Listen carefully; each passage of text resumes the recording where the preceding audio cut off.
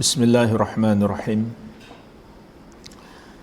Assalamualaikum warahmatullahi wabarakatuh. Alhamdulillahi ala ihsanih wa syukru lahu ala taufiqihi wa amtinanih. Wa ashhadu an la ilaha illallah wahdahu la syarikalah ta'ziman li sya'nih.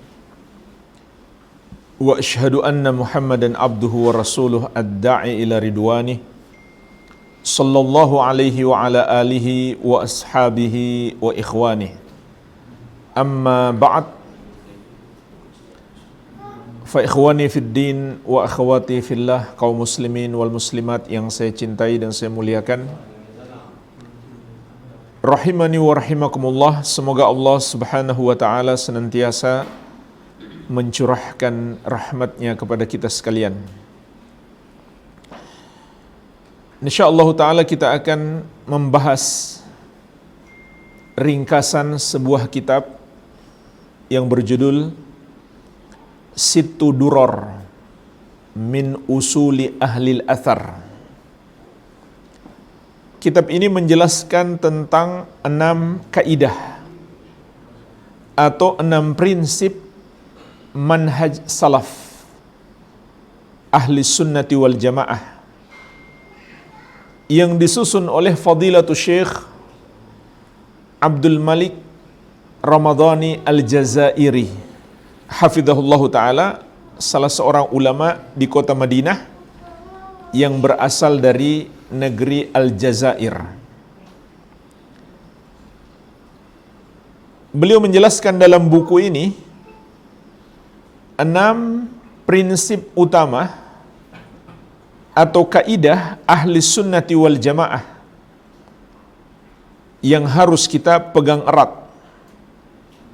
Al-aslul awal, pokok yang pertama adalah ikhlasuddin lillahi azza wa jalla, pemurnian ibadah untuk Allah subhanahu wa ta'ala. Inilah yang disebut dengan tauhid. Ibadah kita hanya ditujukan untuk Allah subhanahu wa ta'ala semata, dengan keyakinan hanya Allah tabaraka wa ta'ala yang berhak disembah. Dan semua yang disembah atau diyakini sebagai Tuhan selain Allah adalah batil. Dalam surat Al-Bayyinah ayat ke-5, Allah subhanahu wa ta'ala berfirman, "Wa ma umiru illa liya'budullaha mukhlishina lahuddina hunafa." Dan tidaklah mereka diperintahkan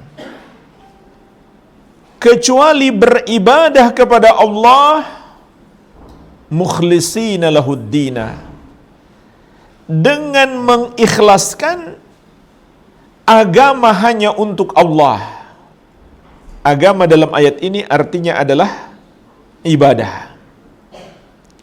Mengikhlaskan artinya memurnikan, mentauhidkan ibadah kita hanya untuk Allah semata. Hunafa, hunafa maknanya adalah mereka menjauhi dosa syirik. Itu arti hunafa. Wa yuqimus salata wa yu'tuz zakah. Mereka juga menegakkan solat dan menunaikan zakat. Jadi inilah yang diperintahkan kepada kita. Beribadah hanya kepada Allah dan tidak mempersekutukannya dengan sesuatu apapun.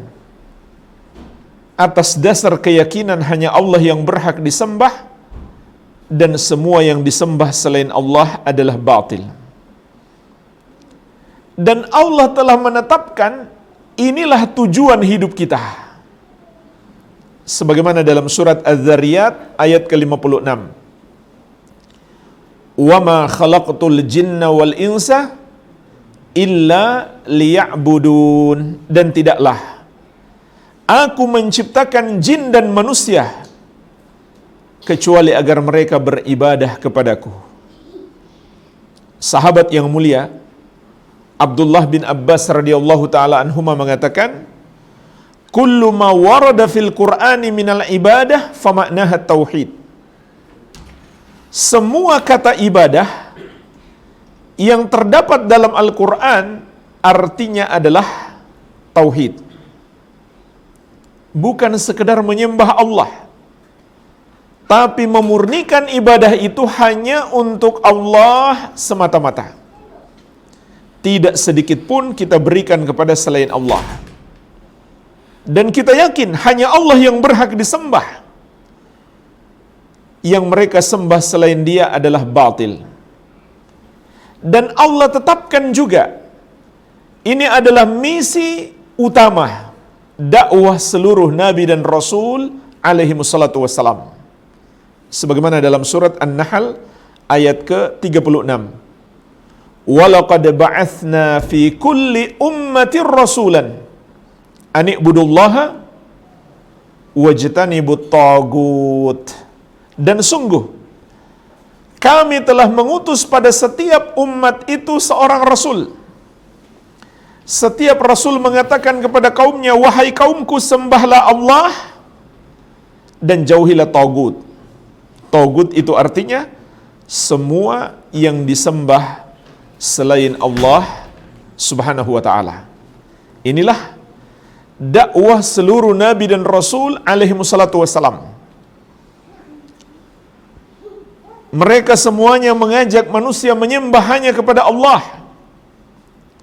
dan melarang peribadahan kepada selain Allah subhanahu wa ta'ala. Maka kita pun paham, inilah ajaran Islam yang paling penting.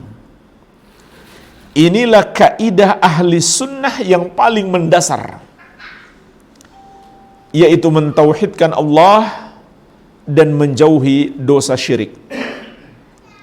Oleh karena itu jamaah sekalian, semua amal ibadah kita tidak diterima oleh Allah subhanahu wa ta'ala tanpa tauhid. Dalam surat Al-An'am ayat 88. Ayat ini adalah bagian dari rangkaian ayat sebelumnya yang menjelaskan tentang kemuliaan para nabi dan rasul. Sampai sebelumnya Allah mengatakan, wa kullan faddalna 'alal 'alamin. Setiap nabi dan rasul itu kami muliakan melebihi seluruh makhluk. Maka dari itu termasuk keyakinan ahli sunnah, para nabi dan rasul adalah hamba-hamba Allah yang paling mulia. Kalau keyakinan yang menyimpang, mereka mengatakan wali bisa lebih mulia daripada rasul. Tapi ahli sunnah mengatakan yang paling mulia adalah nabi dan rasul, kemudian para wali Allah subhanahu wa ta'ala. Karena Allah tegaskan, wa kullan faddalna 'alal 'alamin. Setiap nabi dan rasul itu kami muliakan melebihi seluruh makhluk. Tapi jemaah sekalian, kemudian Allah mengatakan, walau asyraku lahabita anhum ma kanu ya'malun. Andai para nabi dan rasul berbuat syirik, terhapuslah amalan-amalan mereka. Padahal ibadah para nabi dan rasul itu yang paling hebat. Tidak ada tandingannya amalan para nabi dan rasul, terutama nabi kita yang mulia Muhammad sallallahu alaihi wasallam.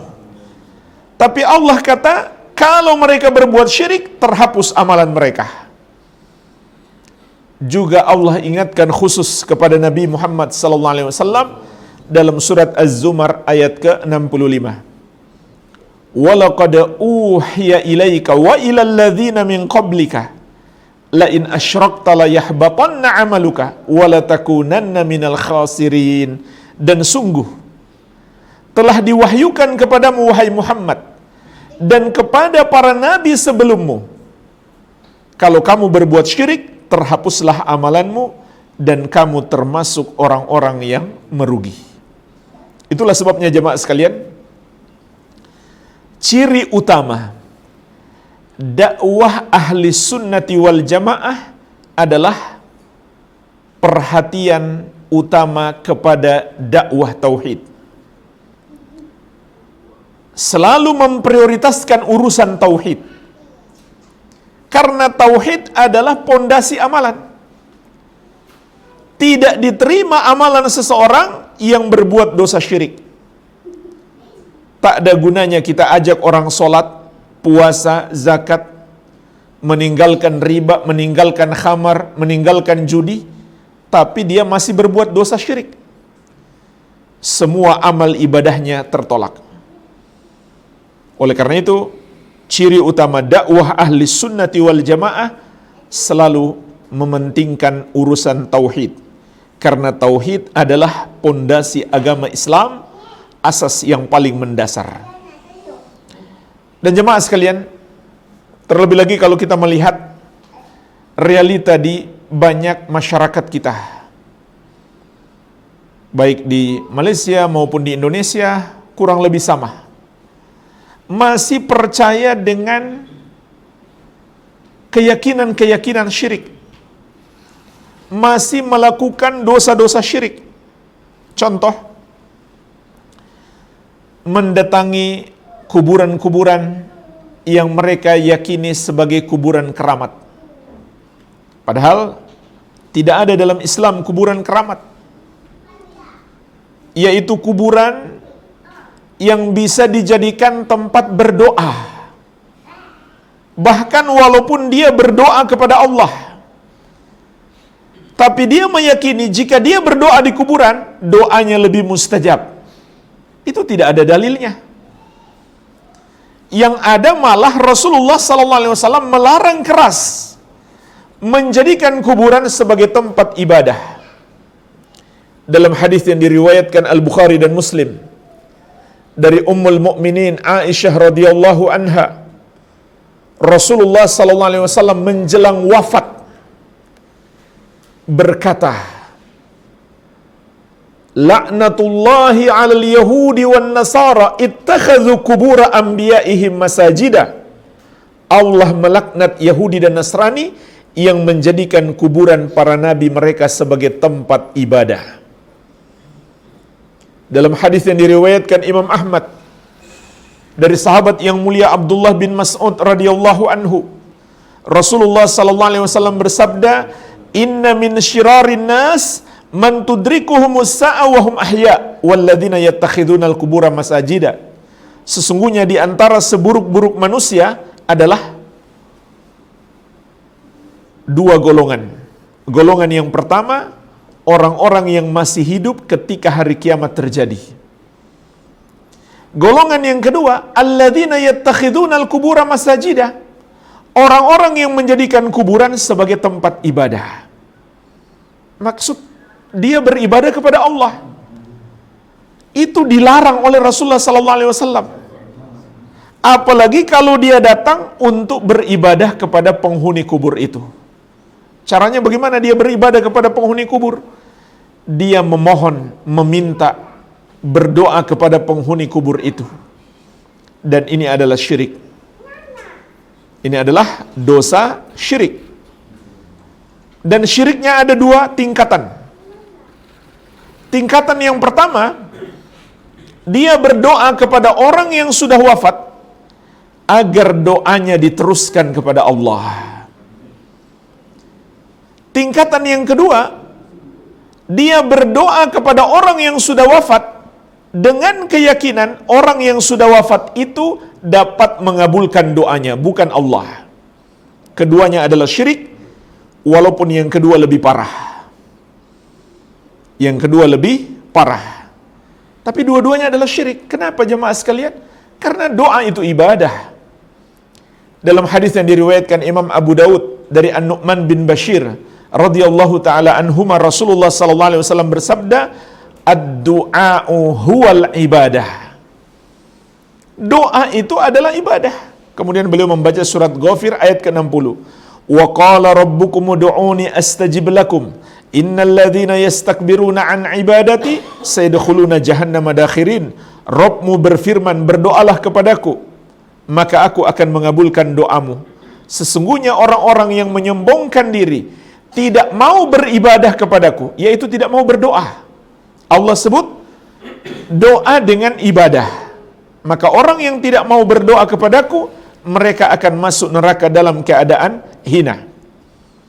Maka barang siapa yang berdoa kepada selain Allah, berarti dia telah melakukan dosa syirik. Begitu pula jemaah sekalian, tidak lama lagi insyaallah ta'ala kita akan menyembelih hewan kurban. Seharusnya kita kaum muslimin memahami, menyembelih itu adalah ibadah. Tapi di sebagian daerah, mereka menyembelih untuk selain Allah.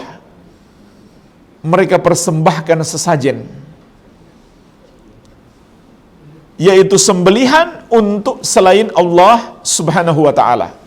Padahal Allah berfirman, fasolli li rabbika wanhar. Solatlah dan menyembelihlah hanya untuk Rabbmu. Maka menyembelih untuk selain Allah adalah syirik. Tapi masih banyak orang yang mengaku muslim yang melakukannya. Bahkan mereka persembahkan penyembelihan itu kepada makhluk yang mereka yakini makhluk itu penguasa di pantai tertentu, penguasa di gunung tertentu. Ini syirik yang lain. Meyakini ada selain Allah yang menguasai alam ini. Mereka juga meyakini makhluk itu bisa menolong mereka. Ini juga syirik yang lain. Mereka meyakini makhluk itu maha kuasa atas mereka, bisa memberi manfaat atau menangkal mara bahaya. Ini juga syirik yang lain. Jadi masih banyak kesyirikan yang terjadi di masyarakat. Begitu pula orang yang percaya kepada para dukun, percaya kepada para tukang ramal yang meramal masa depan, yang berbicara tentang perkara gaib, sesuatu yang akan terjadi di masa yang akan datang. Padahal Allah Subhanahu wa taala menegaskan, "Kulla ya'lamu man fis samawati wa man fil ardi, kulla ya'lamu man fis samawati wal ardil ghaiba illallah." Katakanlah, tidak ada yang tahu tentang perkara gaib, siapapun yang di langit maupun di bumi, kecuali Allah. Oleh karena itu Nabi SAW mengatakan, "Man atakahinan aw arrafan fasaddaqahu bima yaqul faqad kafara bima unzila ala Muhammadin sallallahu alaihi wa ala alihi wasallam." Barang siapa mendatangi dukun atau tukang ramal lalu mempercayainya, maka dia telah kufur terhadap Al-Quran yang diturunkan kepada Rasulullah sallallahu alaihi wasallam. Juga Nabi sallallahu alaihi wasallam bersabda, "Man ata'arrafan fasa'alahu an syai' lam tuqbalahu salatun arba'ina lailatan." Siapa mendatangi tukang ramal, bertanya sesuatu kepadanya, tapi dia tidak percaya, maka tidak diterima solatnya selama 40 hari 40 malam. Ini sekedar mendatangi tukang ramal. Dan ini sama saja dengan orang yang menonton acaranya di YouTube atau di televisi. Kalau dia percaya, maka dia kufur. Kalau dia sekedar menonton saja, tidak diterima solatnya 40 hari 40 malam. Begitu pula jemaah sekalian, masih ada yang percaya dengan benda-benda. Ada gelang, cincin, kalung, sabuk yang diyakini bisa menangkal bahaya atau mendatangkan manfaat, melariskan barang dagangan dan lain-lain. Ini adalah termasuk syirik. Rasulullah sallallahu alaihi wasallam bersabda, "Man 'allaqa tamimatan faqad asyrak." barang siapa menggunakan tamimah, maka dia telah berbuat syirik. Begitu pula orang yang masih percaya ada hari baik, hari buruk, ada tanggal atau angka baik, angka buruk. Pernah naik lift, kemudian lihat tidak ada lantai nomor 4, ada nomor 3 dan 3A, kemudian 5. Tidak ada lantai nomor 13, adanya 13, 13A, kemudian 15. Atau 12, 12A, kemudian 15, 14. Mereka yakini angka 4 dan angka 13 atau angka 14 itu bisa mendatangkan mudarat. Ini termasuk syirik. Kalau di Jawa itu, di Indonesia, ada orang yang diyakini bisa menghitung angka kelahiran calon pengantin laki-laki dan calon pengantin perempuan. Jadi dihitung untuk ditemukan tanggal menikah yang tepat. Mereka sebut primbon. Jadi kalau ada yang mau nikahkan anaknya, diundanglah dukun itu. Lalu dia tanya, tanggal berapa yang laki lahir, tanggal berapa yang perempuan lahir. Untuk mencari hari beruntung, agar terhindar dari hari sial. Hati mereka bergantung kepadanya, bukan bergantung kepada Allah Subhanahu wa ta'ala. Maka ini syirik. Rasulullah sallallahu alaihi wasallam bersabda, at-tiyaratu syirkun, at-tiyaratu syirkun. Takut sial itu syirik, takut sial itu syirik. Ada pula yang mau bangun rumah harus mengundang ahli feng shui. Pernah dengar ya? Dia yang menentukan di mana posisi pintu, di mana posisi jendela, pintunya buka ke dalam atau buka keluar. Ini adalah syirik. Semua itu tidak bisa memberikan manfaat maupun mudarat. Hanya Allah Subhanahu wa ta'ala yang menakdirkan. Maka hanya kepada Allah kita bergantung. Rasulullah sallallahu alaihi wasallam juga mengingatkan, man raddathu at-tiyaratu an hajatihi faqad asyrak. Barang siapa yang dihalangi oleh takut sial untuk melakukan hajatnya, maka dia telah berbuat syirik. Ini sedikit contoh. Masih banyak kesyirikan yang tersebar. Kalau kita contohkan lagi, masih banyak lagi. Oleh karena itu jemaah sekalian, dakwah tauhid harus selalu kita utamakan. Baik, ini yang pertama. Kemudian yang kedua, kata Syekh, at-tariqu wahidun. Al-aslu tsani, at-tariqu wahidun. Kaidah yang kedua, jalan kebenaran itu hanya satu, yaitu mengikuti jalan Rasulullah sallallahu alaihi wa ala alihi wasallam dan para sahabat beliau radhiyallahu taala anhum ajma'in. Inilah jemaah sekalian, kaidah yang kedua. Kebenaran itu hanya satu, tidak berbilang. Oleh karena itu, dalam Al-Quran, dalam surat Al-An'am ayat 153, Allah sebut satu jalan Allah dalam bentuk mufrad, yaitu satu jalan. Sedangkan jalan kesesatan dalam bentuk jamak, yaitu jumlahnya banyak.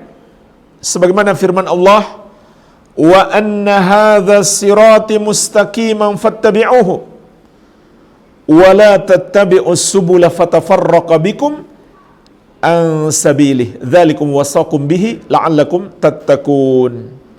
Dan bahwasannya kata Allah, inilah satu jalanku yang lurus, maka ikutilah jalan itu dan janganlah kalian mengikuti jalan-jalan yang lain, karena itu akan menyebabkan kalian terpecah belah dari jalan Allah.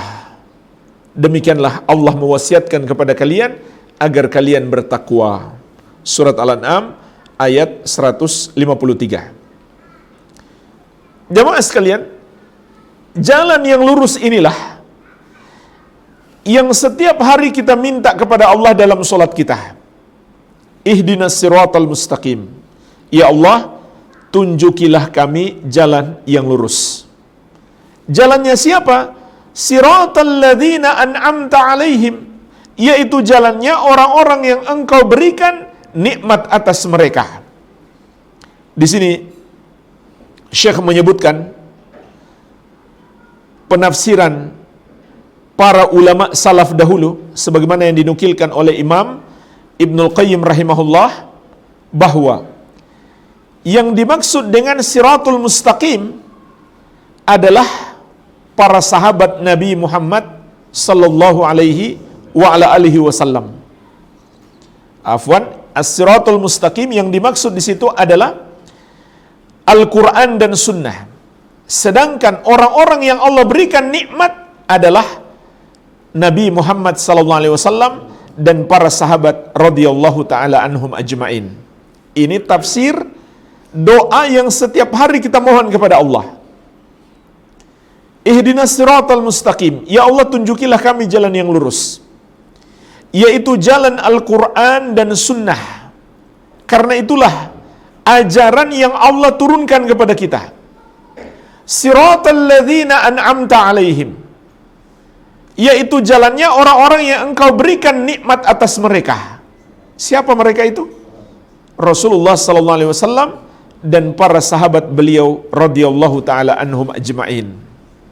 Jadi jemaah sekalian, setiap hari kita minta kepada Allah agar diberikan petunjuk kepada jalan yang lurus, yaitu jalannya Rasulullah sallallahu alaihi wasallam dan para sahabat beliau radhiyallahu taala anhum ajmain. Dan dalam hadis yang masyhur, hadis tentang perpecahan umat, Nabi sallallahu alaihi wasallam mengingatkan kita, "Wa sataftariqu ummati ala 73 firqah, kulluha finnar illa wahidah, ma ana alaihi wa ashabi." Umatku akan terpecah menjadi 73 golongan. Semuanya di neraka kecuali satu, yang mengikuti aku dan para sahabatku. Maka jemaah sekalian, jalan kebenaran itu hanya ada satu, tidak berbilang. Dengan mencontoh, meneladani Nabi Muhammad sallallahu alaihi wasallam dan para sahabat beliau radhiyallahu taala anhum ajmain, agar kita tidak tersesat. Selain itu, pasti mengantarkan kita kepada kesesatan. Sebagaimana di dalam hadis yang diriwayatkan oleh Imam Ahmad, Rasulullah sallallahu alaihi wasallam mengatakan, "Laqad taraktukum ala mithlil bayda." Laqad taraktukum ala mithlil bayda. Lailiha kanahariha la yazigu ba'di anha illa halik. Sungguh aku telah meninggalkan kalian di atas sesuatu yang putih. Inilah ajaran Islam. Sesuatu yang putih, bersih, jelas. Sampai jelas, saking jelasnya, sampai malamnya bagaikan siangnya. Karena sangat jelas, maka tidaklah ada yang menyimpang darinya kecuali dia binasa, yaitu dia akan tersesat. Oleh karena itu para ulama mengatakan as-sunnatu safinatu Nuh. Sunnah itu adalah perahunya Nabi Nuh. Man raqibaha najah wa man takhallafa anha halak. Siapa yang menaikinya, maka dia pasti selamat. Dan siapa yang tidak mau menaikinya, maka dia akan celaka. Itulah perumpamaan sunnah Nabi Muhammad sallallahu alaihi wasallam. Dia bagaikan perahu Nabi Nuh. Tidak ada yang selamat kecuali yang menaiki perahunya. Semua yang tidak mau menaiki perahunya, dia tidak selamat. Dia pasti tersesat. Jadi jemaah sekalian, inilah jalan kebenaran. Oleh karena itu, para imam Abu Hanifah, Malik, Syafi'i dan Ahmad semuanya berpesan, jika ucapan mereka tidak bersesuaian dengan petunjuk Nabi Muhammad SAW, maka hendaklah tinggalkan ucapan mereka. Ini pesan semua imam tersebut. Imam Syafi'i rahimahullah yang paling banyak, beliau pernah mengatakan, idza khalafa qawli qawla Rasulillah sallallahu alaihi wasallam fadribu biqawli urdal haid. Kalau ucapanku menyelisihi ucapan Rasulullah sallallahu alaihi wasallam, maka lemparkan ucapanku di balik tembok. Artinya, Imam Syafi'i mengatakan, pendapatku tidak bernilai kalau bertentangan dengan hadis Nabi Muhammad SAW. Ini ucapan Imam Syafi'i dan seluruh para imam, agar kita selalu tunduk kepada petunjuk Nabi Muhammad SAW, jangan menyelisihinya. Beliau juga mengingatkan kita akan muncul golongan-golongan yang menyimpang. Innahu man ya'ish minkum fasayara ikhtilafan katsira. Sesungguhnya siapapun di antara kalian yang hidup sepeninggalku, dia akan melihat perselisihan yang banyak. Akan muncul banyak kelompok-kelompok. Akan muncul banyak kesesatan-kesesatan. Lalu bagaimana jalan selamat?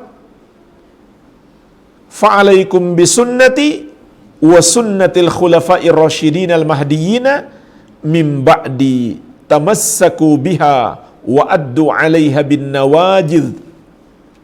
Hendaklah kalian berpegang teguh dengan sunnahku dan sunnah al-khulafa ar-rasyidin yang mendapatkan petunjuk sepeninggalku. Pegang erat sunnah itu dan gigit dengan gigi geraham kalian, gigi yang paling kuat. Jangan lemah berpegang kepada sunnah, harus kuat, kata Nabi SAW. Lalu beliau ingatkan, agar bisa berpegang teguh dengan sunnah, harus menjauhi bid'ah. Sebagaimana lanjutan hadis, wa iyyakum wa muhdatsatil umur fa inna kulla muhdatsatin bid'ah wa kulla bid'atin dhalalah wa fi riwayatin wa kulla dhalalatin finnar. Jauhilah oleh kalian perkara-perkara baru dalam agama, karena setiap yang baru dalam agama itu bid'ah, dan setiap bid'ah itu sesat, dan setiap yang sesat tempatnya di neraka. Jadi jemaah sekalian, yang mengatakan semua bid'ah itu sesat adalah Rasulullah SAW, bukan kata ulama, tapi kata Nabi SAW. Inilah prinsip yang kedua, selalu kita berpegang teguh dengan sunnah Nabi SAW, karena itulah satu-satunya jalan keselamatan, tidak ada yang lain. Barang siapa menyelisihinya, dia pasti celaka. Maka dari itu jemaah sekalian, ingatlah, kelak di hari kiamat, hanya satu ajaran yang Allah akan mintai pertanggungjawaban. Apakah kita amalkan atau tidak? Allah berfirman, wa yauma yunadihim yaqul madza ajabtumul mursalin. Ingatlah hari kiamat, hari ketika Allah memanggil seluruh manusia, seraya berkata, madza ajabtumul mursalin, apa jawaban kalian? Apa yang kalian lakukan terhadap ajaran Rasul? Kamu amalkan tidak? Allah tidak bertanya, amalan nenek moyangmu kamu amalkan tidak? Allah tidak akan mintai pertanggungjawaban. Tradisi budaya bangsamu kamu lakukan tidak? Bukan itu yang Allah mintai pertanggungjawaban, tapi ajaran Nabi Muhammad SAW kamu amalkan atau tidak? Kemudian Allah sebutkan, Di ayat yang lain penyesalan orang yang tidak mengikuti jalan Rasul. Wa yauma ya'uddu dzalimu 'ala yadayhi yaqulu ya laitani ittakhadtu ma'ar rasuli sabila. Ingatlah hari ketika orang yang zalim itu menggigit dua tangannya. Kalau di Indonesia itu ada ungkapan orang yang menyesal, kita kata dia sekarang gigit jari. Apa ada di sini? Sama ya? Karena menyesal. Di hari kiamat bukan sekedar gigit jari, dua tangannya dia gigit. Karena saking menyesalnya. Seraya dia mengatakan, ya laitani takhaftu ma'ar rasuli sabila. Aduhai, andai dulu aku mengikuti jalan Rasul. Itulah satu-satunya penyesalan manusia kelak di hari kiamat. Tentang apa yang tidak dia kerjakan. Yaitu ajaran Nabi Muhammad sallallahu alaihi wasallam.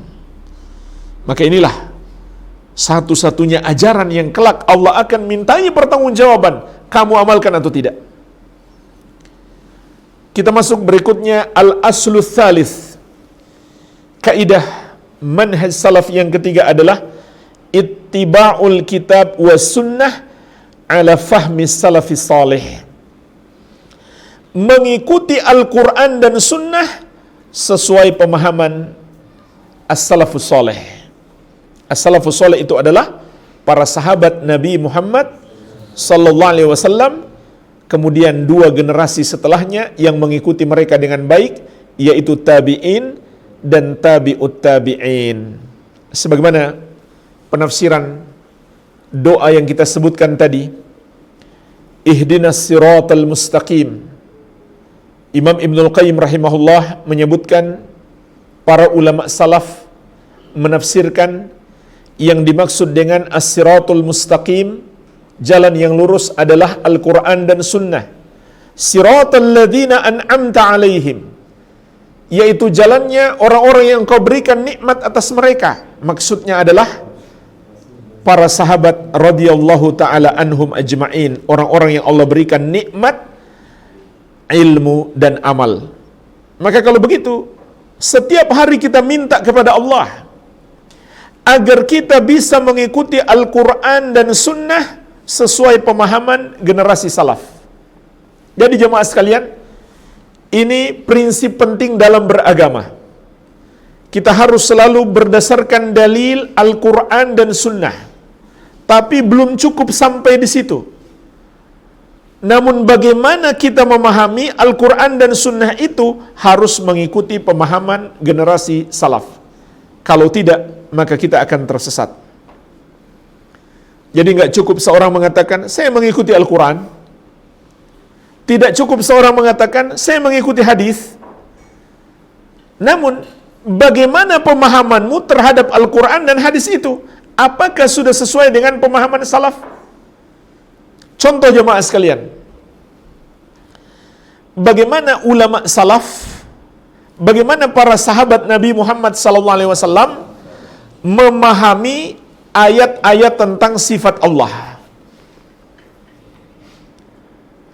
Mereka tidak menafsirkan apapun. Tidak kita temukan dalam satu buku tafsir pun penafsiran sahabat terhadap sifat-sifat Allah. Berarti mereka biarkan apa adanya, seperti yang Allah kata. Tidak mereka tafsirkan kemana-mana. Sampai-sampai kata Syekhul Islam Ibnu Taimiyah rahimahullahu ta'ala, saya sudah membaca lebih dari 100 tafsir, yang tebal maupun yang tipis. Kita mungkin belajar satu buku tafsir Ibnu Katsir belum selesai-selesai. Ibnu Taimiyah mempelajari lebih dari 100 tafsir. Kata beliau, tidak saya temukan satu pun sahabat menafsirkan sifat-sifat Allah. Mereka biarkan apa adanya. Oleh karena itu, barang siapa yang menafsirkan sifat-sifat Allah tanpa ada contoh dari para sahabat, dia menyelisihi jalan yang lurus. Contoh jemaah sekalian, sahabat tidak pernah menafsirkan Ar-Rahman 'alal arsy istawa. Allah yang Maha Penyayang istiwa di atas arsy. Tak ada sahabat mengatakan maknanya bukan Allah di atas arsy, tapi istaula 'alal arsy, berkuasa di atas arsy. Sahabat tidak pernah berkata begitu.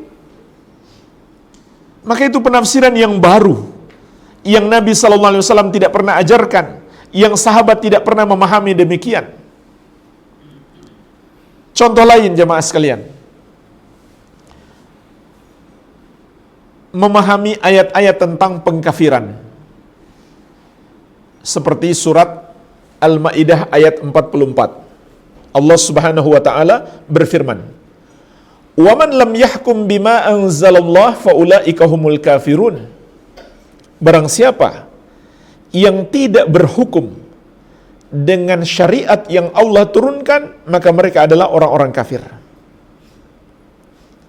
Maka para sahabat menjelaskan maksud ayat ini adalah kufrun duna kufrin, kufur kecil. Betul itu dosa besar, nggak boleh dipandang remeh. Tapi orangnya tidak murtad, tidak keluar dari Islam. Tapi Khawarij, mereka memahami itu adalah kufur besar, sehingga mereka mengkafirkan pemerintah yang tidak berhukum dengan syariat. Sampai-sampai Khawarij itu mengatakan tidak ada di muka bumi ini satupun pemerintah muslim. Arab Saudi pun bukan muslim lagi. Walaupun mereka berhukum dengan Al-Quran dan Sunnah, mereka bukan muslim. Yang muslim hanya satu, yaitu ISIS. Ini menurut Khawarij zaman sekarang, karena mereka menganggap tidak berhukum dengan syariat. Padahal sahabat memahami itu kufur kecil. Kenapa sahabat memahami demikian jemaah sekalian? Karena sahabat tahu tentang apa ayat ini turun. Ternyata ayat ini turun bukan berbicara tentang kaum muslimin, tapi berbicara tentang orang-orang Yahudi dan Nasrani dan kaum musyrikin. Sehingga ayat ini ketika dihukumi terhadap kaum muslimin, maka berubah menjadi syirik kecil atau kufur kecil, bukan lagi kufur besar. Kenapa? Karena kaum muslimin masih memiliki pokok keimanan, beda dengan Yahudi dan Nasrani. Dan jemaah sekalian, secara akal sehat juga tidak mungkin jika bertentangan pemahaman kita dengan pemahaman sahabat, lalu kita yang benar dan mereka yang salah. Itu bertentangan dengan akal sehat.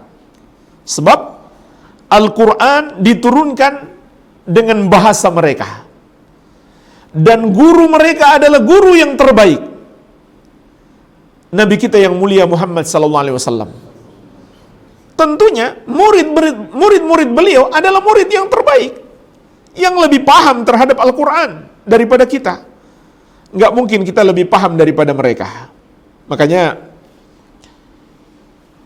ulama Islam, ulama ahli sunnati wal jamaah itu sampai pada kata sepakat, wajibnya kita mengikuti Al-Quran dan Sunnah sesuai pemahaman para sahabat radhiyallahu ta'ala anhum ajma'in. Imam Ibnu Qudamah Al-Maqdisi rahimahullah dalam kitab beliau Dhammut Ta'wil mengatakan, faqad thabata wujubu tiba'i salaf rahmatullah alaihim bil kitabi was sunnah wal ijma'. Telah tetap kewajiban mengikuti salaf, semoga Allah merahmati mereka, berdasarkan dalil Al-Quran dan Sunnah dan ijma'. Jadi ini kesepakatan para ulama ahli sunnati wal jamaah. Karena Allah Subhanahu wa ta'ala berfirman, was-sabiqunal awwaluna, dalam surat At-Taubah ayat ke-100. Was-sabiqunal awwaluna minal muhajirin wal ansar walladzina taba'uhum bi ihsan radhiyallahu anhum wa radu'an wa a'adda lahum jannatin tajri tahtahal anhar khalidina fiha abadan dzalikal fawzul azim. Dan orang-orang yang pertama masuk Islam, yaitu muhajirin dan ansar, dan orang-orang yang mengikuti mereka dengan baik. Perhatikanlah jemaah sekalian, ayat ini berlaku umum untuk semua yang mengikuti mereka. Maka Allah meridhoi mereka dan mereka pun ridho kepada Allah, dan Allah telah menyediakan untuk mereka surga-surga yang mengalir di bawahnya sungai-sungai, mereka kekal di dalamnya selama-lamanya. Itulah kemenangan yang besar. Jadi Allah janjikan dua, ridho Allah dan surga. Kepada siapa? Kepada dua golongan. Yang pertama, Al-Muhajirin wal Ansar. Yang kedua, orang-orang yang mengikuti mereka dengan baik.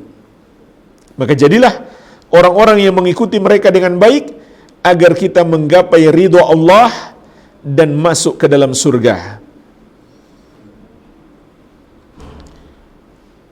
Allah meridhoi mereka, artinya jemaah sekalian, apa yang mereka amalkan, apa yang mereka yakini, apa yang mereka pahami, itu Allah ridhoi.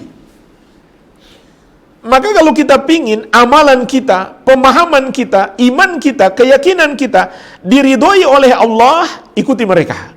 Tidak ada jalan lain. Jadi, jangan kita asal membaca ayat Al-Quran lalu kita mengatakan, menurut saya maksud ayat ini begini. Kita baca hadis lalu kita mengatakan, menurut fulan makna hadis ini begitu. Nggak boleh seperti itu.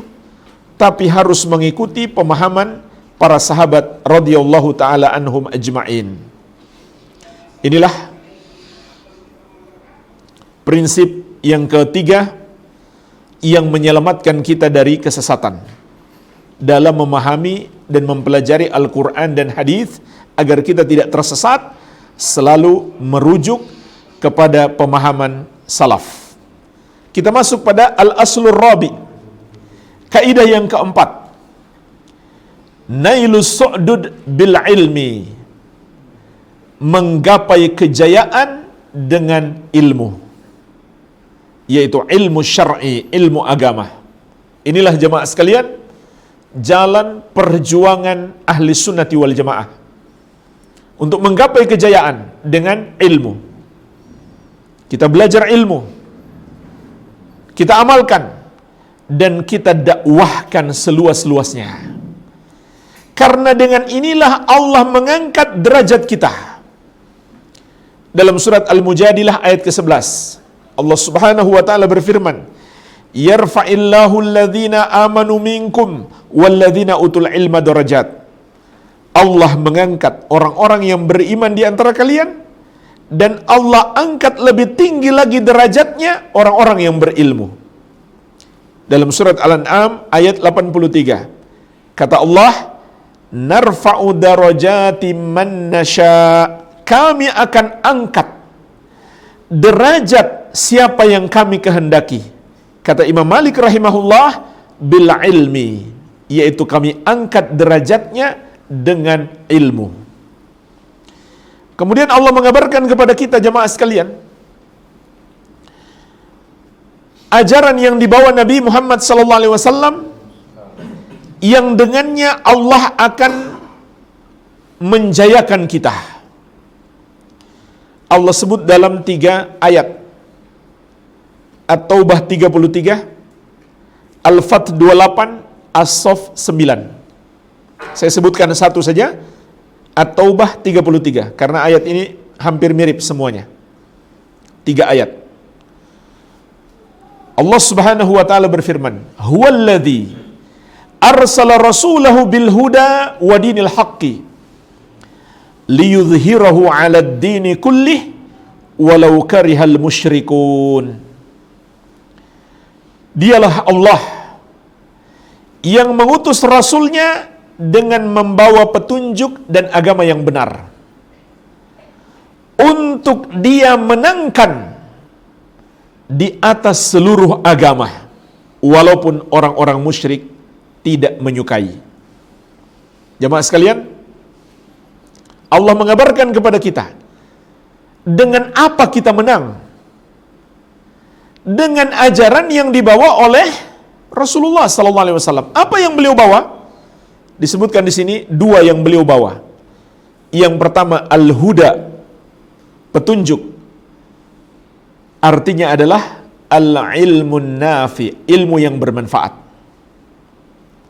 Ilmu yang bermanfaat itu adalah yang kita bahas di kaidah yang ketiga tadi. Itulah yang disebut ilmu. Al-Quran dan Sunnah sesuai pemahaman salaf. Sebagaimana diriwayatkan dari Al-Auza'i, Asy-Syafi'i, dan yang lainnya, mereka mengatakan al-ilmu ma qala Allah wa qala Rasul wa qala sahabah. Ilmu agama Islam itu adalah apa yang dikatakan oleh Allah, yang dikatakan oleh Rasul, yang dikatakan oleh para sahabat. Itulah ilmu. Kalau tidak berdasarkan Al-Quran, kalau tidak berdasarkan hadis, atau tidak dipahami seperti yang dipahami sahabat, itu bukan ilmu. Itu adalah kesesatan. Ini yang pertama. Rasulullah SAW diutus dengan membawa al-ilmun nafi, ilmu yang bermanfaat. Yang kedua, wadinil haq, dan agama yang benar. Maknanya adalah al-amalu soleh, amal soleh.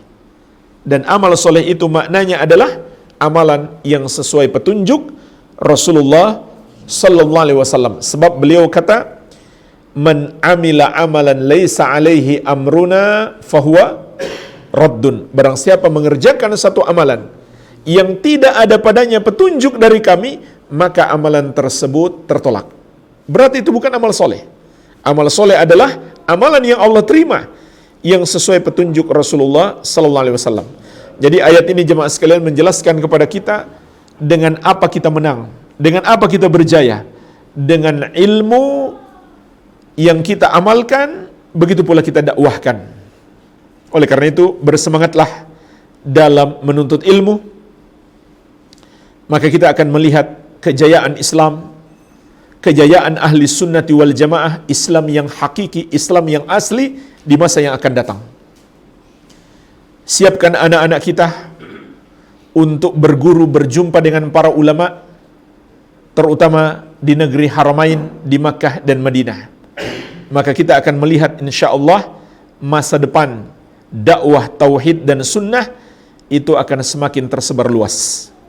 Walaupun banyak tantangan yang kita lihat hari ini, tapi kalau kita sabar, terus menuntut ilmu, terus mengamalkannya dan menyebarkan ilmu, maka di masa yang akan datang Allah akan berikan kemenangan. Karena itu janji Allah.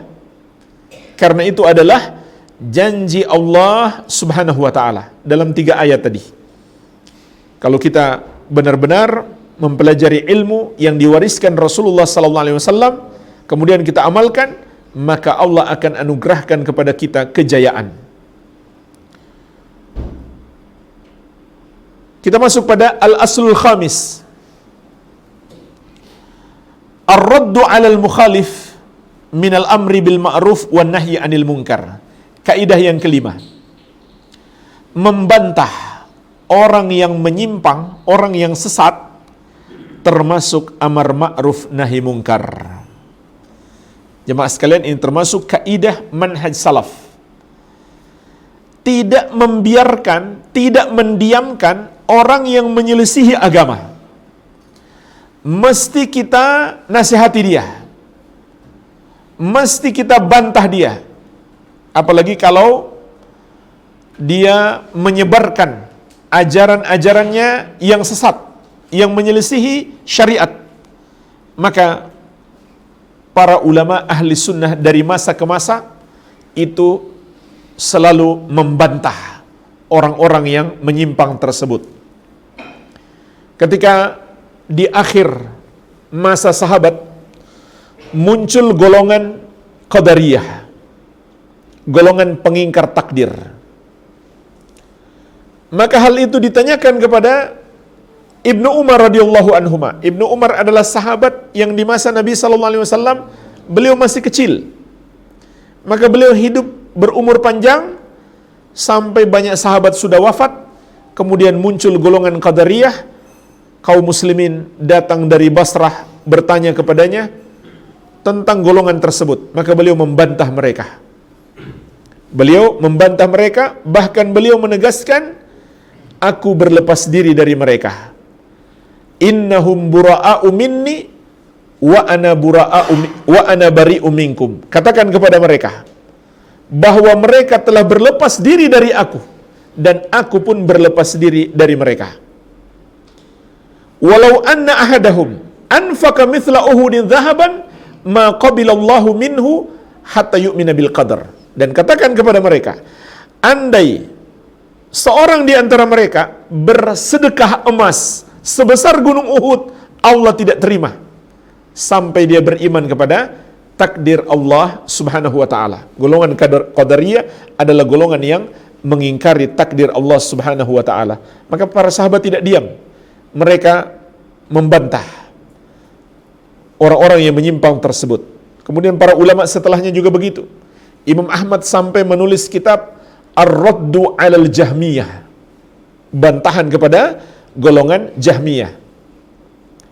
Begitu pula Imam Al-Bukhari menulis kitab Khalqu Af'alil Ibad. Itu bantahan kepada golongan pengingkar takdir juga. Begitu pula Imam Ad-Darimi membantah Bishr Al-Marisi, golongan orang sesat di masa beliau. Ar-Raddu 'alal Marisi. Dan seterusnya. Ulama ahli sunnah wal jamaah dari masa ke masa membantah golongan yang menyimpang, golongan yang sesat. Tidak boleh didiamkan.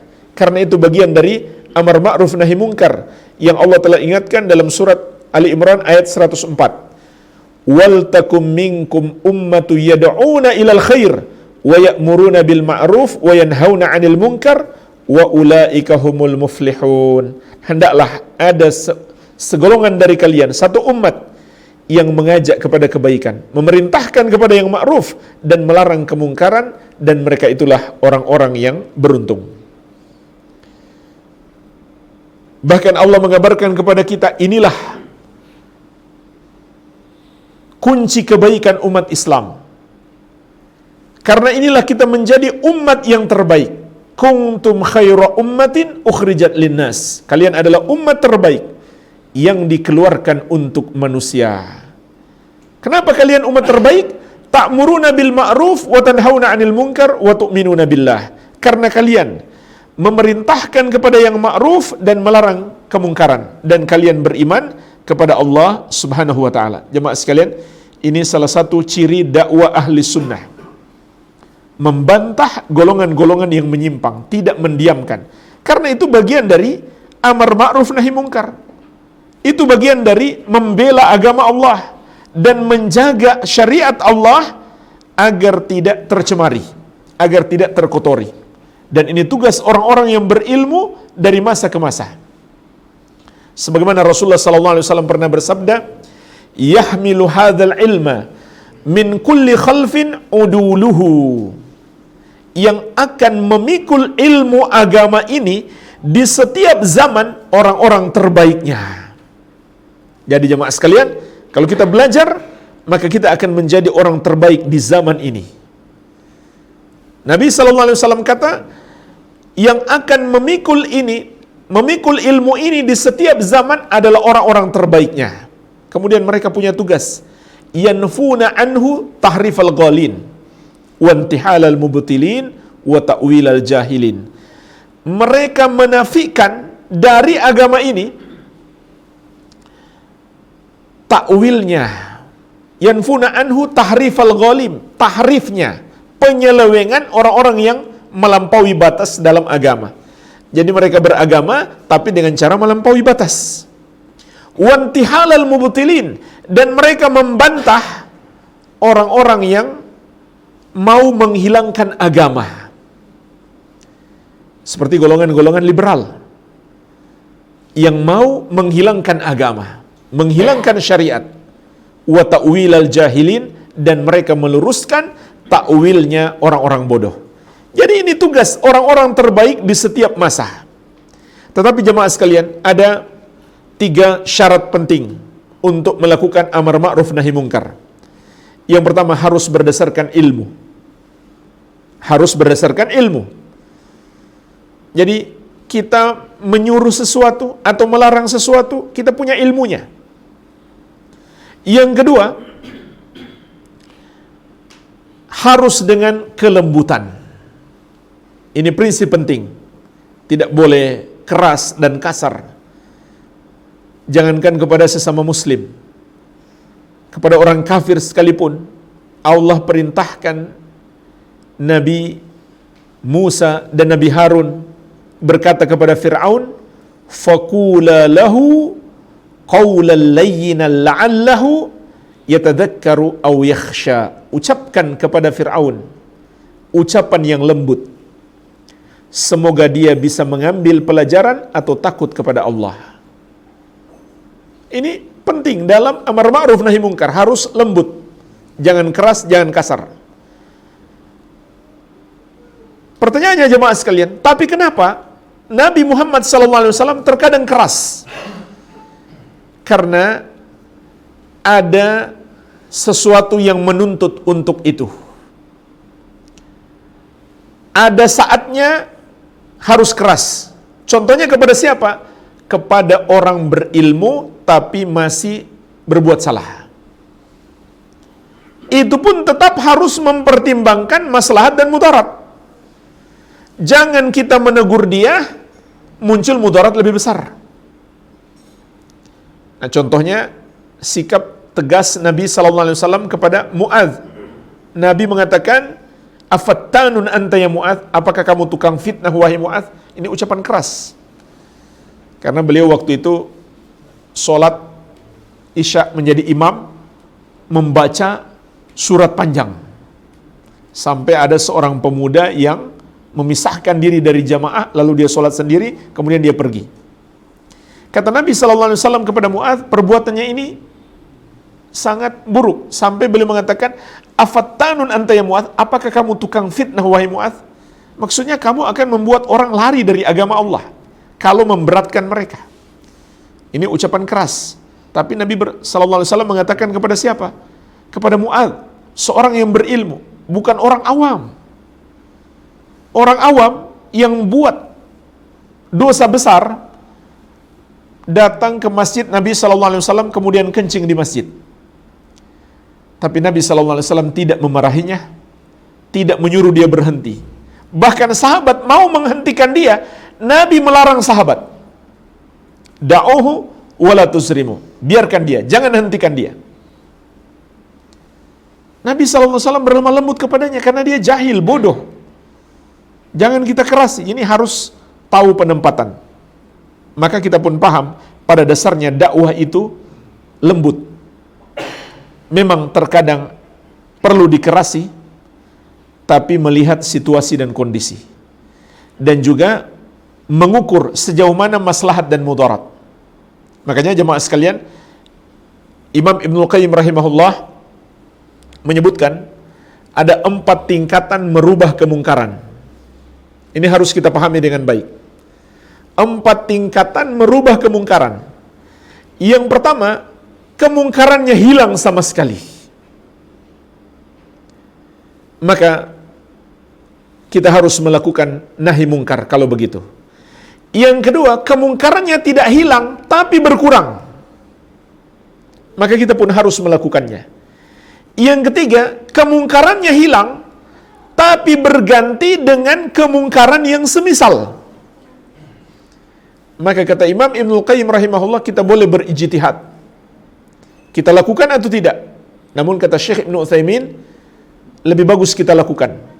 Karena kalau orang sudah terbiasa berpindah dari satu kepada yang lainnya, walaupun dua-duanya mungkar, akan memudahkan dia meninggalkan kemungkaran itu. Nah, sekarang yang keempat, kemungkarannya hilang, tapi muncul kemungkaran yang lebih besar. Maka hukumnya haram kita merubah kemungkaran. Hukumnya haram. Contoh jemaah sekalian dalam syariat, kita tidak boleh melengsarkan penguasa yang zalim. Tidak boleh. Kita mencopot dia, memberontak kepadanya, memaksa dia berhenti. Walaupun dia zalim, selama dia masih muslim. Kenapa?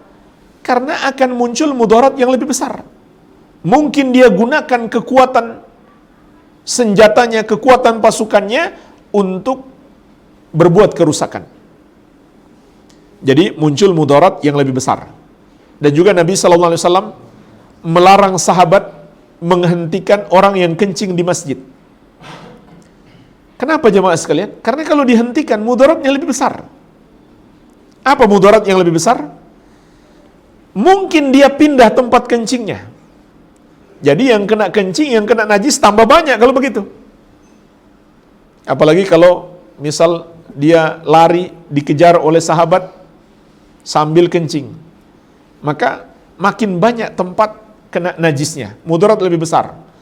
Dan juga mudarat lebih besar lagi kalau dia menjadi benci kepada Islam. Kalau dia sudah masuk Islam, mungkin dia jadi murtad, na'udzubillah. Atau dia mau masuk Islam, tidak jadi masuk Islam karena dia anggap ajaran Islam itu memberatkan. Maka ini juga termasuk kaidah penting dalam amar ma'ruf nahi mungkar, harus memperhatikan sejauh mana maslahat dan mudarat. Baik. Jadi yang pertama tadi ilmu, kemudian yang kedua kelembutan. Nah, sekarang yang ketiga, sabar. Dalam amar ma'ruf nahi mungkar harus sabar. Sebagaimana Allah ingatkan di surat Luqman ayat ke-17, wa'mur bil ma'ruf wanha 'anil munkar wasbir 'ala ma asabak inna dzalika min azmil umur. Perintahkanlah kepada yang ma'ruf dan laranglah kemungkaran dan bersabarlah atas apa yang menimpamu. Sesungguhnya yang demikian itu termasuk perkara yang wajib. Karena jemaah sekalian, kalau kita melakukan amar ma'ruf nahi mungkar, mungkin akan banyak orang yang menentang. Kalau kita berharap tidak ada yang menentang kita, itu mustahil.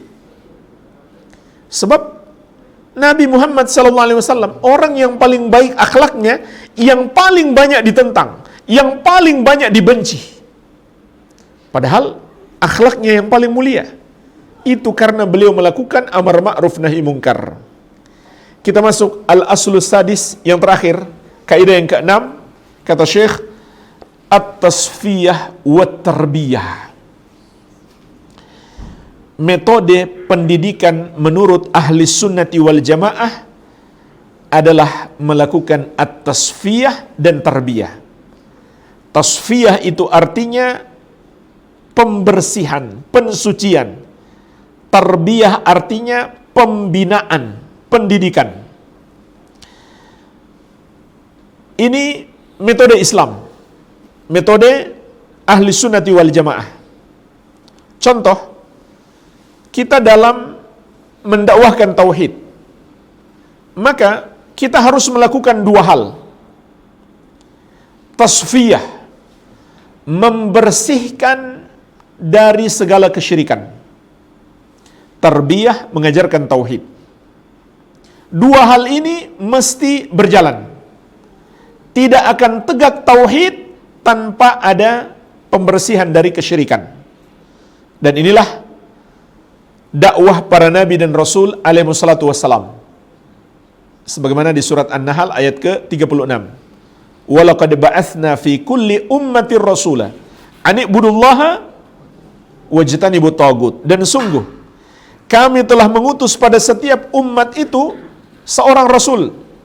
Setiap rasul mengatakan kepada kaumnya, sembahlah Allah dan jauhilah tagut. Perhatikanlah, nabi dan rasul berdakwah bukan hanya mengajak manusia menyembah Allah,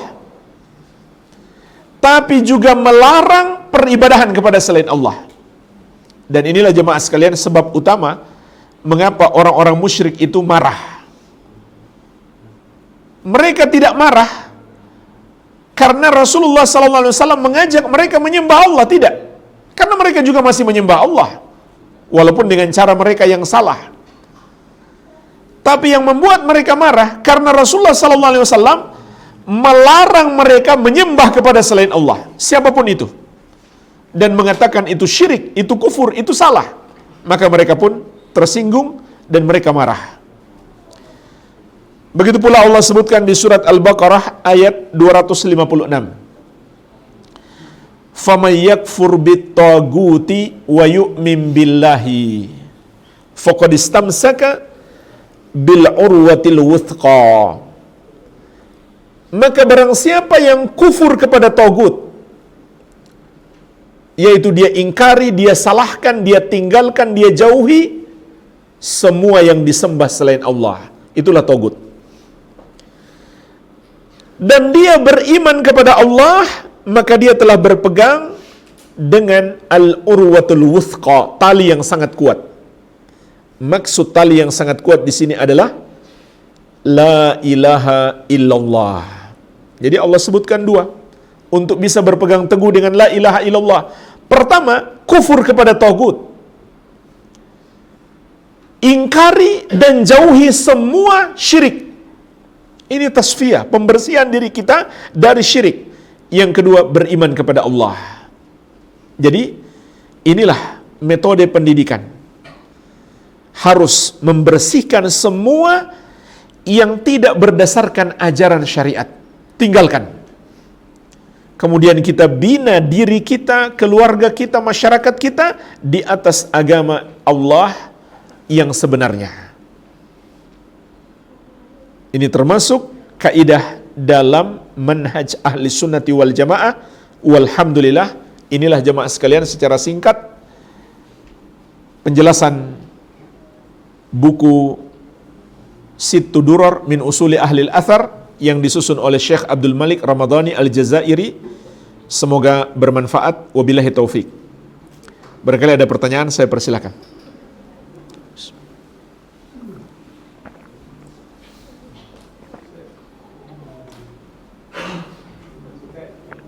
Silakan.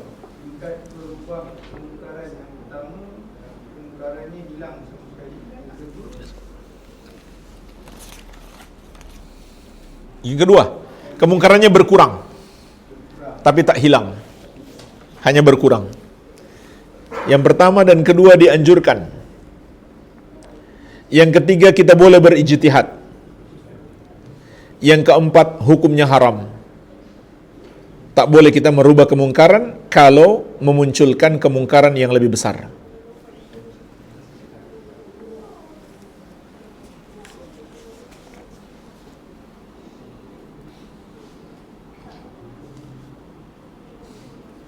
Apakah kepentingan aliran jika hanya menimbulkan permusuhan?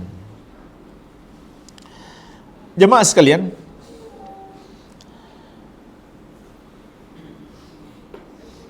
Allah mengajarkan kepada kita kewajiban cinta dan benci karena Allah. Ini termasuk ibadah. Rasulullah sallallahu alaihi wasallam bersabda, "Man ahabba lillah wa abghada lillah wa a'ta lillah wa mana'a lillah faqad istakmalal iman." Barang siapa yang mencintai karena Allah dan membenci karena Allah, memberi karena Allah dan menahan karena Allah, maka dia telah menyempurnakan keimanan. Jadi, cinta dan benci karena Allah itu ibadah. Ibadah yang dilakukan oleh hati kita. Apa yang dimaksud cinta karena Allah? Mencintai apa yang Allah cintai, yaitu orang beriman dan ajaran-ajaran yang diamalkan orang beriman. Semua ajaran Islam. Kita cinta semua orang Islam, semua orang beriman, dan ajaran-ajaran Islam. Ini yang disebut cinta karena Allah. Kemudian kita benci apa yang Allah benci. Siapa yang Allah benci? Orang kafir. Dan semua ajaran-ajaran yang bertentangan dengan agama Islam. Maka kita membencinya adalah perintah Allah. Adalah ibadah kepada Allah Subhanahu wa ta'ala. Oleh karena itu, manusia terbagi menjadi 3 dalam hal kita mencintai dan membenci mereka. Yang pertama, orang yang kita cintai sepenuhnya, tidak boleh ada benci kepada mereka. Siapa mereka itu? para nabi dan rasul dan orang-orang yang mengikuti mereka dengan baik sampai hari kiamat. Mereka itulah ahli sunnati wal jamaah. Yang kedua, golongan yang kita benci, tidak boleh ada cinta kepada mereka sedikit pun. Siapa mereka itu? Orang-orang kafir.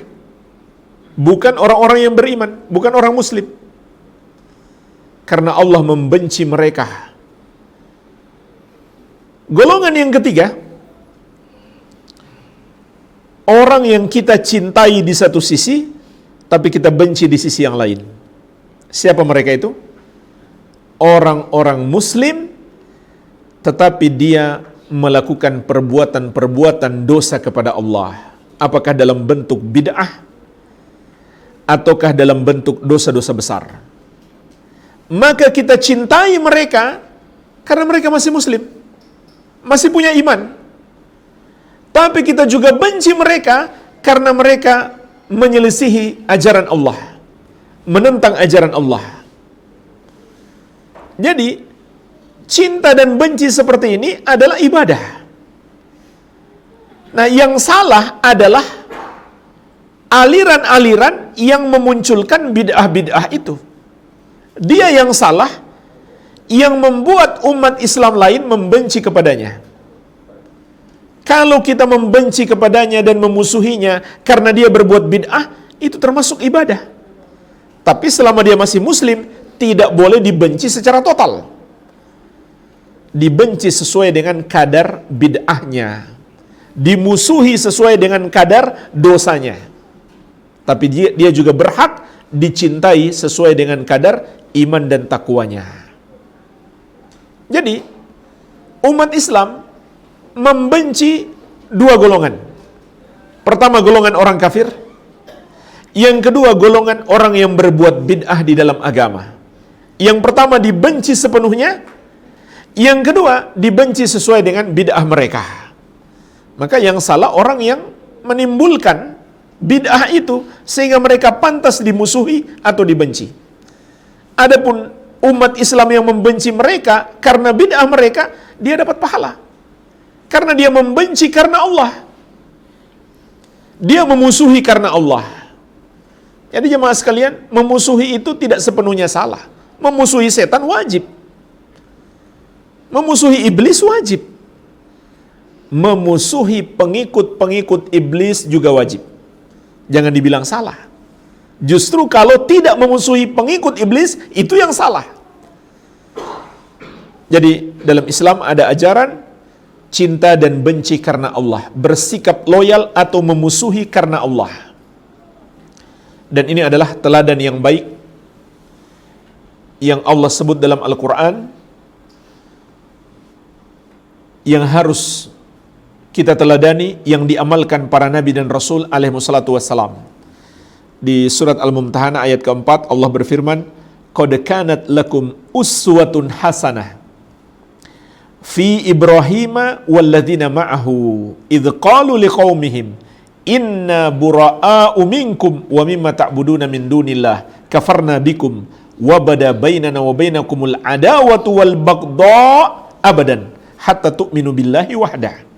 Sungguh kata Allah, telah ada bagi kalian teladan yang baik pada diri Nabi Ibrahim dan para pengikutnya. Ketika mereka berkata kepada kaumnya, apa yang mereka katakan? Ada 5. Yang pertama, inna bura'a'u minkum, sesungguhnya kami berlepas diri dari kalian. Yang kedua, wa mimma ta'buduna min dunillah, dan kami berlepas diri dari semua yang kalian sembah selain Allah. Yang ketiga, kafarna bikum, kami mengingkari menyalahkan kalian. Maksudnya kalian bertobatlah karena kalian salah. Kemudian yang keempat, wa bada bainana wa bainakumul adawah. Perhatikan yang keempat. Telah nampak di antara kami dengan kalian adawah, permusuhan. Yang kelima, wal baghdha, dan kebencian. Abadan, selama-lamanya. Sampai kapan? Hatta tu'minu billahi wahda, sampai kalian beriman kepada Allah yang satu saja. Jadi ini ajaran para nabi dan rasul yang Allah sebut uswatun hasanah, teladan yang baik, memusuhi yang salah. Cuma tingkat permusuhan itu harus berbeda. Kalau kepada orang kafir kita musuhi secara total, kalau kepada muslim yang sesat tapi dia masih muslim, kita musuhi sebagian saja. Jangan total. Dia masih punya hak juga untuk dicintai. Makanya kalau dia misalkan miskin, tetap kita bantu. Walaupun di satu sisi kita benci dia karena dia bersalah, tapi tetap kita mencintai dia juga. Kalau dia miskin, dia butuh bantuan, tetap kita bantu. Iya. Ada kaitan sedikit tentang soalan usul, minta Ustaz komen sedikit tentang usul penyatuan antara Asy'ariyah dengan Salafi. Sekarang ini sedang diusulkan. Penyatuan, kalau maknanya kita melakukan amal bersama yang dianjurkan dalam syariat, tidak ada masalah. Contoh sholat berjamaah, itu kan persatuan. Apa masalahnya? Itu sangat bagus. Kita sholat berjamaah. Tapi kalau persatuan artinya kita tidak boleh menyalahkan yang salah, nah itu berarti kita menyelisihi sunnah itu sendiri. Kita bukan lagi ahli sunnah kalau begitu. Jika kita membenarkan yang menyelisihi prinsip agama. Golongan seperti Asy'ariyah, mereka adalah saudara kita, kaum muslimin. Mereka berhak dicintai. Tapi mereka juga harus diluruskan dan dibenci ajaran-ajaran mereka yang menyelisihi syariat. Maka kita pun luruskan. Dan sesungguhnya ketika kita meluruskan mereka, itu adalah cinta dan kasih sayang yang hakiki. Kalau kita biarkan, berarti tidak sayang. Kalau kita biarkan saudara kita mau masuk jurang, berarti kita tidak sayang dia. Namun kalau kita ingatkan, wahai saudaraku, itu jalan yang salah, itulah hakikat cinta yang sebenarnya. Jadi perlu dijelaskan dulu apa arti persatuan di sini. Kalau kita bersatu artinya kita tetap bersaudara, ya. Kita masih muslim, kita masih bersaudara. Kita melakukan amalan yang dianjurkan bersama, ya. Kita sholat berjamaah. Namun kita kalau disuruh mengakui yang salah, ya tidak boleh. Kalau kita disuruh harus mengakui yang salah.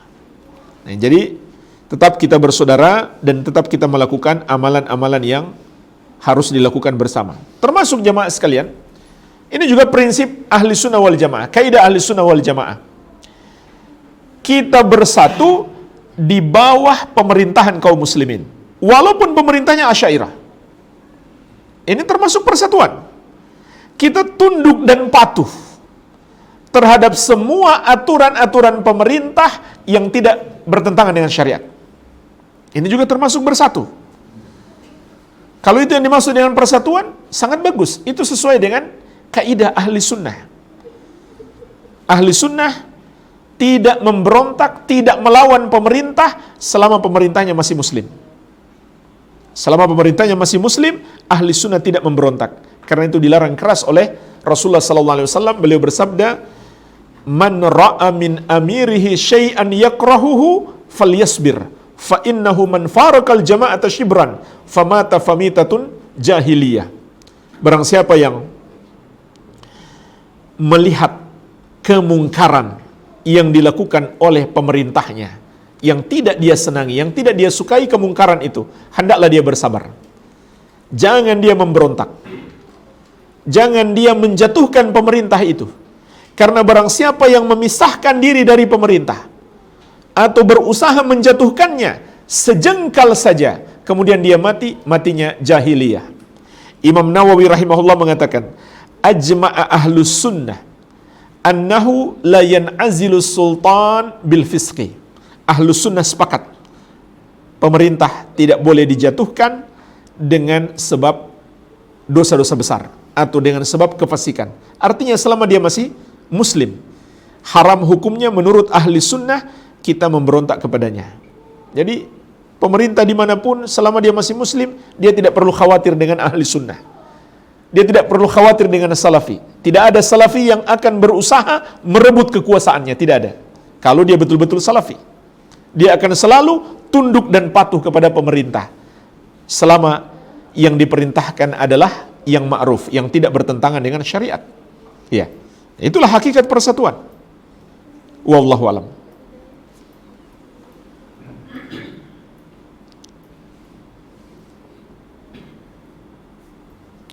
Tidak berhukum dengan hukum yang disyariatkan Al-Quran adalah kufur kecil, tapi masih dosa besar. Soalan pertama, sekiranya pemerintah tidak laksanakan hukum syariat tersebut, adakah pemerintah apa ini?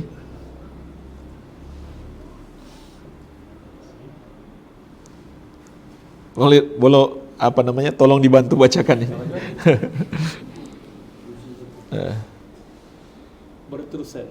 Berterusan berada dalam dosa besar. Baik. Iya. Orang yang tidak bertobat dari dosa besar, bahkan dosanya sudah tidak dia lakukan, tapi dia belum bertobat, dia masih dihukumi sebagai pelaku dosa besar. Ya, memang ada khilaf ulama. Amal-amal soleh yang kita lakukan, apakah itu menghapus dosa besar atau hanya dosa kecil? Jadi walaupun pelakunya nggak bertobat, dengan sholatnya, puasanya, zakatnya, apakah bisa menghapuskan dosa besar atau hanya dosa kecil? Ini memang ada khilaf ulama. Namun kalau kita perhatikan hadis-hadis, itu hanya dosa-dosa kecil.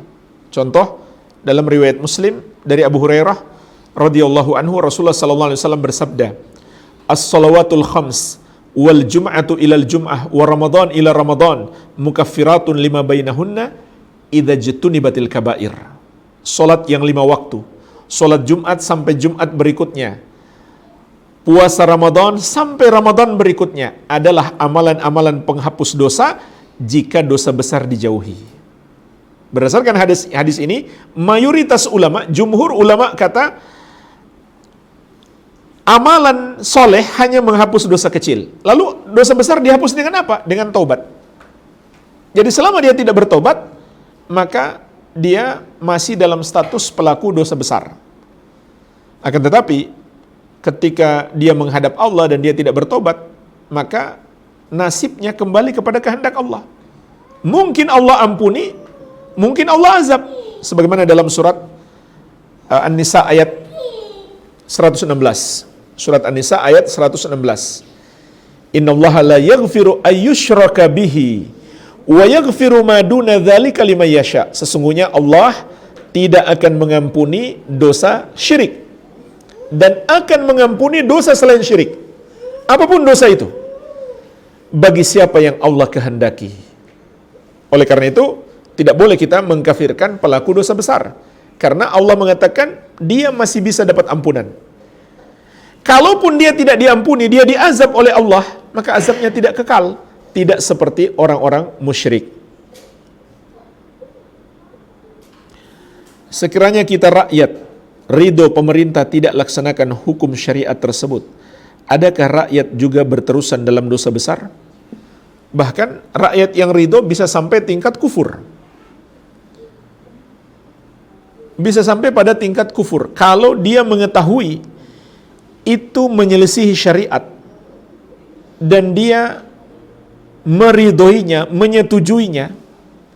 Sebaliknya syariat dia tidak suka, dia benci, maka ini adalah termasuk kekufuran, bukan sekedar dosa besar. Tapi kalau dia tidak sampai tingkat membenci syariat, maka meridhoi dosa besar, hukumnya juga dosa besar. Meridhoi kekufuran, hukumnya juga adalah kekufuran. Meridhoi dosa kecil, hukumnya juga dosa kecil. Jadi tergantung apa yang dia ridhoi. Namun kalau disertai dengan kebencian kepada ajaran Islam, dia ridho pemerintah tidak berhukum dengan syariat karena dia benci kepada syariat Islam, maka ini sampai tingkat kufur. Kufur besar, batal Islamnya. Sebagaimana Allah ingatkan di surat Muhammad ayat ke-9. Dzalika bi annahum karihu ma anzalallah fa ahbata a'malahum. Yang demikian itu yaitu mereka menjadi kafir karena mereka benci ajaran yang Allah turunkan, maka Allah hapuskan amalan mereka. Jadi untuk sampai tingkat kufur dalam masalah hukum itu nggak harus jadi pemerintah. Rakyat biasa pun bisa saja sampai pada tingkat kufur. Contohnya, kalau dia meyakini hukum manusia itu sejajar dengan hukum Allah, maka ini sampai tingkat kufur. Walaupun dia bukan pemerintah, dia hanya rakyat biasa, tidak ada urusan dengan pekerjaan di bidang hukum. Tapi dia yakin hukum syariat kedudukannya sama dengan hukum yang dibuat manusia. Maka ini kufur besar. Kenapa? Karena dia berarti mendustakan ayat Allah dalam surat Al-Maidah ayat ke-50. Kata Allah, "Wa man ahsanu minallahi hukman liqaumi yuqinun." Dan siapakah yang lebih baik hukumnya daripada hukum Allah bagi orang-orang yang yakin, yaitu orang-orang yang beriman. Orang-orang yang beriman meyakini hukum Allah lebih baik. Jadi kalau dia mengatakan sama, tidak ada yang lebih baik, maka berarti dia mendustakan ayat ini. Dan dia bukan lagi orang yang beriman. Apalagi kalau dia kata hukum buatan manusia lebih baik, lebih cocok, lebih sesuai daripada hukum Allah.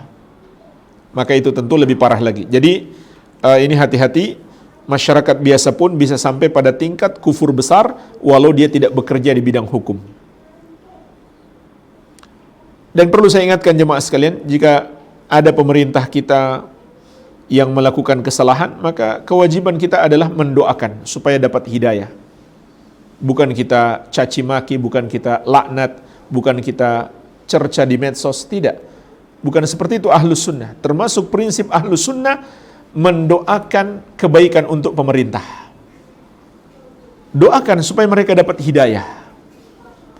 Sebagaimana dikatakan para ulama salaf, "Lau kanat li da'watun mustajabah la ja'altuha li sultan." Andai aku punya satu doa yang pasti dikabulkan, aku akan berikan itu kepada pemerintah. Karena kalau pemerintah jadi baik, maka kebaikannya berdampak luas kepada orang banyak. Tapi kalau pemerintahnya buruk, begitu pula keburukannya akan berdampak luas kepada orang banyak. Jadi doakan kebaikan untuk pemerintah kita. Kalau harus menasihati, tidak boleh menasihati di medsos, harus ketemu langsung dan sampaikan. Harus secara sembunyi-sembunyi, tidak boleh ditampakkan. Itu dilarang oleh Rasulullah sallallahu alaihi wasallam. Beliau bersabda, "Man arada an yansah lidhi sultan fala yubdihi alaniyatan, walakin liya'khudh bi yadihi falyakhlu bihi, wa in qabila minhu fadhak, wa illa qad adda alladhi alaih." Barang siapa yang ingin menasihati penguasa, janganlah dia tampakkan terang-terangan. Hendaklah dia pegang tangannya, dibawa menyepi, kemudian sampaikan. Kalau diterima, kalau tidak, maka dia sudah melakukan tugasnya. Bagaimana kita menyikapi orang yang tidak suka penisbatan kepada salafi? Ya, kalau bagaimana menyikapi, ya kita jelaskan. Itu bukan sebuah penisbatan yang buruk. Itu bahkan penisbatan yang baik. Salafi itu artinya pengikut generasi salaf. Itu cuma bahasa Arab saja yang artinya pengikut generasi salaf. Salaf itu artinya Rasulullah SAW dan sahabat.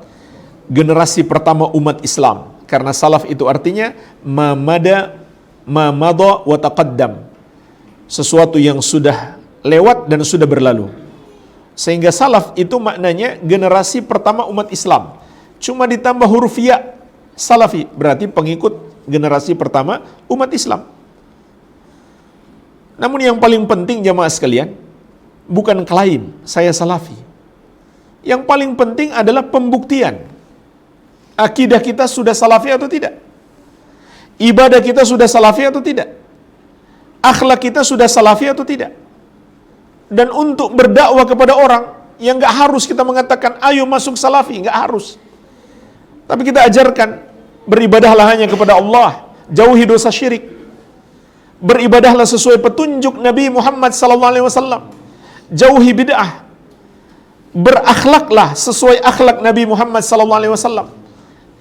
Itu yang paling penting. Gak harus kita menyebut diri kita salafi, kecuali ada hal-hal yang mengharuskan kita menyebut seperti itu.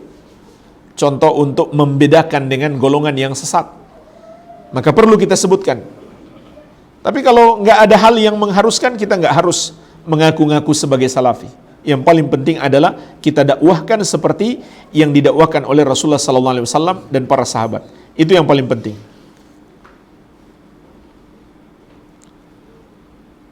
Apakah nasihat Ustadz jika ada segelintir ikhwan yang berkeras dengan rekan semanhaj tapi lembut dengan ahli bid'ah? Jemaah sekalian, kalau sikap keras itu tidak pada tempatnya, maka itu menyelisihi petunjuk Rasulullah sallallahu alaihi wasallam. Bahkan Allah memberi peringatan khusus kepada Nabi sallallahu alaihi wasallam. Fabima rahmatin minallahi lintalahum walau kunta faddan ghalidhal qalbi lan faddu min hawlik. Maka dengan sebab rahmat Allah kepadamu wahai Muhammad, sehingga kamu berlemah lembut kepada mereka. Perhatikanlah jemaah sekalian, ini penting sekali kita pahami. Kata Allah, dengan sebab kasih sayang Allah kepadamu wahai Muhammad, sehingga kamu punya akhlak lemah lembut. Berarti jemaah sekalian, akhlak lemah lembut dalam diri kita itu tanda Allah menyayangi kita. Kalau kita kehilangan sifat lemah lembut, maka kita harus takut. Jangan-jangan Allah murka kepada kita. Kemudian Allah ingatkan, walau kunta faddan ghalidhal qalbi lam faddu min haulik. Seandainya kamu bersikap keras, bersikap kasar, lagi keras hatimu, mereka akan lari meninggalkanmu. Orang yang bersikap keras kepada orang lain, maka orang lain akan menjauhinya. Jangankan kita, Nabi pun akan dijauhi. Ini peringatan dari Allah. Wahai Muhammad, kalau kamu bersikap kasar, lagi keras hatimu, mereka akan lari meninggalkanmu. Kalau dia meninggalkan kita saja, itu masih lebih baik. Bagaimana kalau dia meninggalkan ajaran ahli sunnah karena sikap keras kita? Berarti kita menyesatkan dia. Bagaimana kalau dia meninggalkan Islam, berpindah kepada agama lain, na'udzubillah, karena kita bersikap keras kepadanya? Berarti kita menyebabkan dia murtad. Jadi hati-hati jemaah sekalian, kita membawa nama Islam, kita juga membawa nama ahli sunnah. Kalau kita bersikap kasar, kita akan membuat orang lari dari dakwah Islam, lari dari dakwah ahli sunnati wal jamaah. Dan secara umum jamaah sekalian, untuk zaman ini secara umum, kata Syekh Ibnu Baz rahimahullah, ini adalah zaman kelembutan. Ikhwan-ikhwan kita semanhaj pun itu banyak yang masih jahil kan? Dia baru ngaji, dia baru hijrah. Kalau kita bersikap keras, dia akan lari meninggalkan sunnah. Mereka bukan orang-orang yang mendalami ilmu agama S1, S2, S3. Mereka hanya para pekerja yang punya kesempatan belajar mungkin setiap pekan atau bahkan sebulan sekali. Kalau kita bersikap keras, maka sama saja kita seakan mengusir mereka dari ahli sunnah. Dan itu banyak terjadi. Di Indonesia seperti itu banyak terjadi.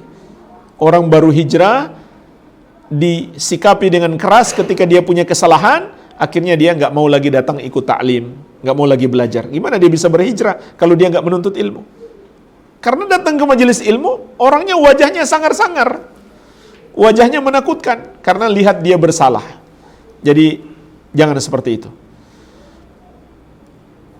Sikap keras itu hanyalah ketika kita yakin kalau disikapi dengan keras itu akan bermanfaat bagi orang itu, bukan bermudarat baginya. Contoh mungkin jemaah sekalian, anak kita sendiri, kenakalannya, kesalahannya sudah terlampau besar, kemudian kita marahi, tapi kita yakin dia nggak lari dari rumah, dia akan sadar, dia akan bertobat, maka boleh kita lakukan, boleh kita sikapi dengan keras. Tapi kalau dia akan lari dari rumah atau dia tambah berbuat salah, itu nggak cocok disikapi dengan keras, malah menambah mudarat. Jadi ini yang harus dipahami. Seperti yang kita sebutkan tadi, perhatikan sejauh mana maslahat dan mudaratnya. Mungkin disikapi dengan keras, mungkin perlu suatu saat, tapi perhatikan apakah maslahatnya atau mudaratnya lebih besar. Iya.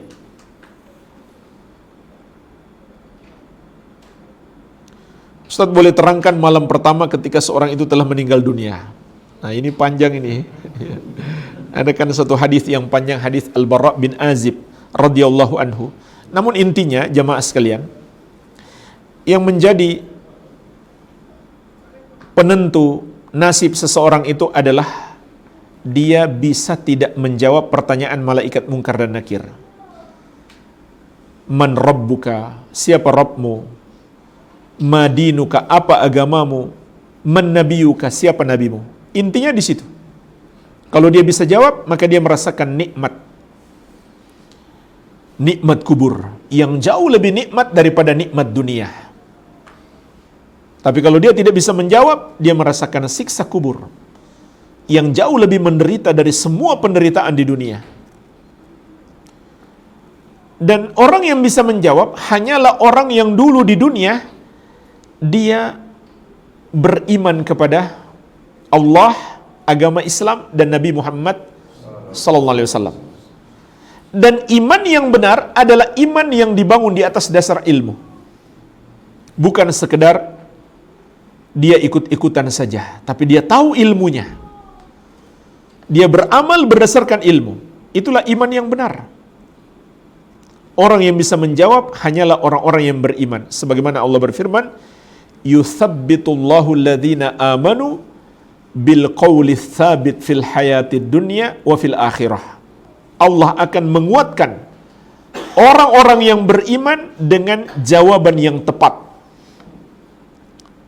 Jawaban yang benar di kehidupan dunia dan di akhirat. Di kehidupan dunia maksudnya mereka dikuatkan sehingga tidak terkena syubhat dan syahwat. Sedangkan di akhirat mereka dikuatkan dengan jawaban terhadap malaikat mungkar dan nakir.